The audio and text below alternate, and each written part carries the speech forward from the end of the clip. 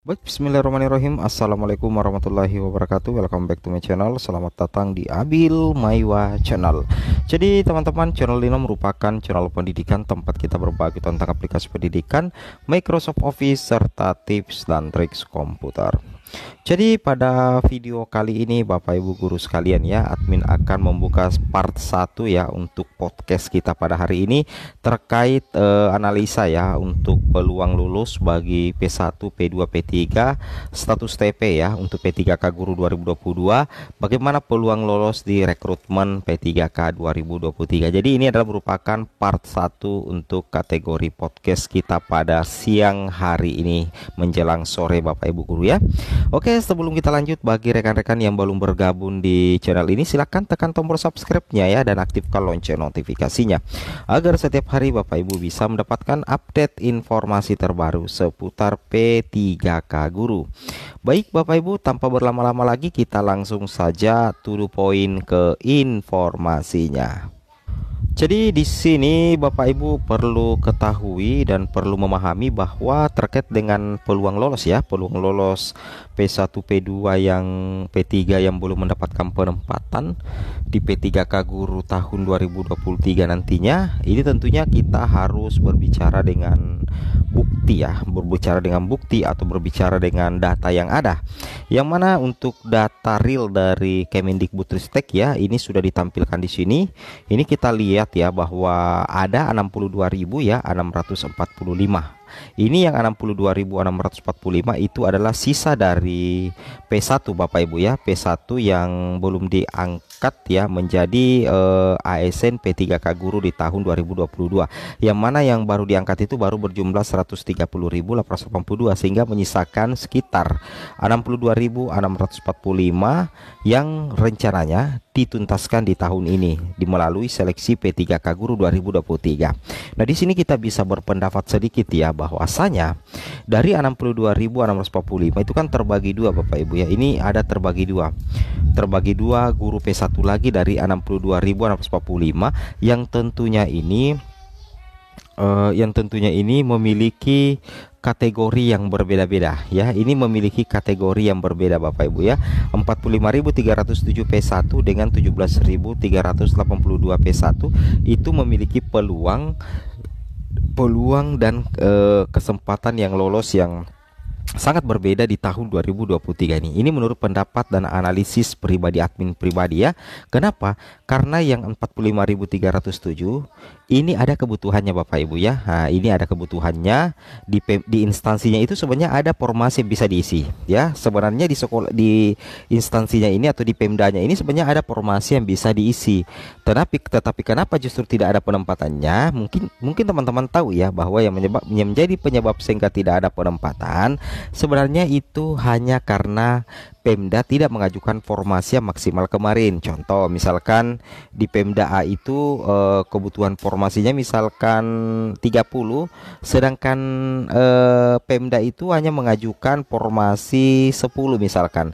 Jadi ada 20 ya. Kalau seperti itu berarti ada kekurangan ya, ada kekurangan kebutuhan 20 lagi, sehingga guru yang seharusnya ada kebutuhannya untuk mengisi formasi yang 30 ini itu tidak bisa tercover karena Pemda hanya mengajukan 10 saja, sehingga masuk dalam kategori P1 yang tanpa penempatan. Nah, seperti itu.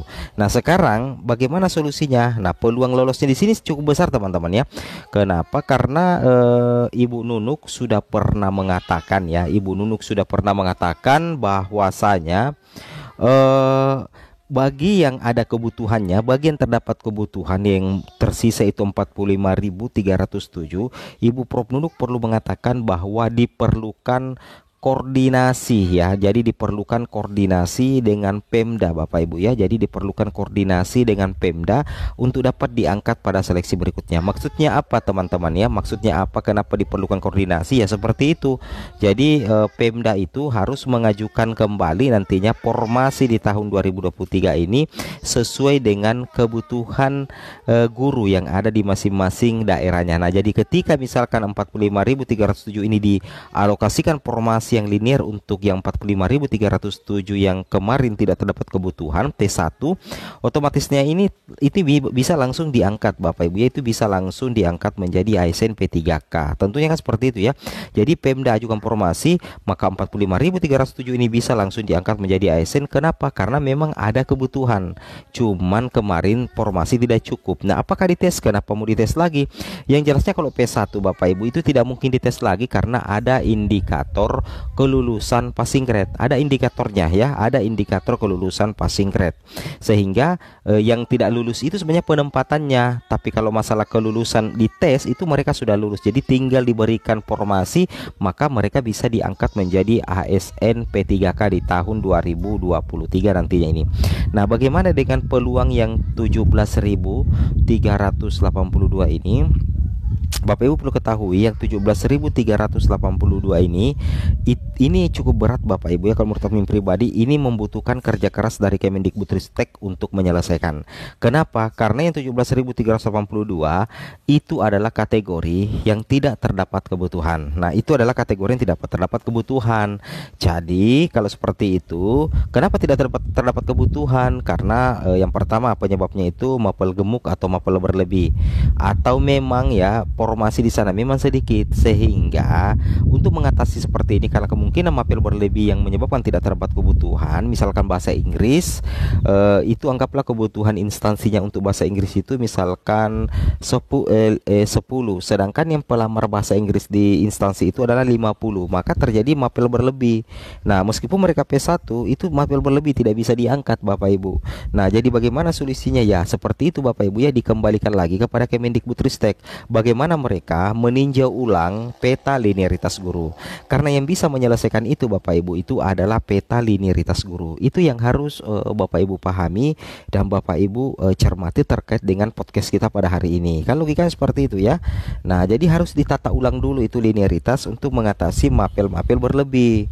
Nah, kemudian dilanjutkan lagi Bapak Ibu ya, bahwasanya untuk P3K Guru 2023 itu mudah-mudahan segera ya terbit rujukannya, yaitu Permenpan RB yang baru. Tapi kalau kita lihat dengar-dengar isu yang beredar bahwa kemungkinan ya Bapak Ibu, kemungkinan yang dipergunakan itu adalah Permenpan RB nomor 20 tahun 2022, kan seperti itu logikanya ya. Jadi kalau Ibu Nunuk mengatakan bahwa kalau misalkan dibuatkan lagi Permenpan RB yang baru, itu sebenarnya akan menyita banyak waktu untuk melakukan seleksi P3K Guru tahun 2023. Karena kita lihat Ibu Nunuk sepertinya ingin mempercepat proses seleksi sehingga memungkinkan Permenpan RB nomor 20 itu akan menjadi rujukan. Tetapi admin belum bisa pastikan ya, ini cuman bayangan saja ya.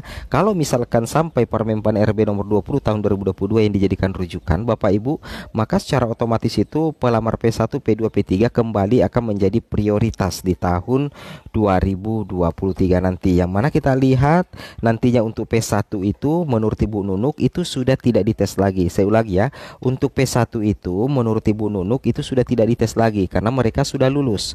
Sedangkan P2 dan P3 ini banyak juga menunggu. P2 dan P3 yang observasi kemarin itu Ibu Nunuk belum mengetahui. Kenapa Ibu Nunuk belum mengetahui nasib bagi P2 dan P3? Karena mereka memang itu tidak dites kompetensi teknis dan manajerial. Mereka ini hanya diobservasi dan Pemda yang bikin rankingnya. Nah, jadi intinya seperti itu ya. Jadi untuk P2 dan P3 tentunya kita masih menunggu juknis resmi dari Panselnas bagaimana nasib P2 dan P3 ke depannya ya. Dan insya Allah kalau misalkan sudah ada kejelasan nasib untuk P2 dan P3, insya Allah kami akan sampaikan di podcast part berikutnya. Semoga bermanfaat. Assalamualaikum warahmatullahi wabarakatuh.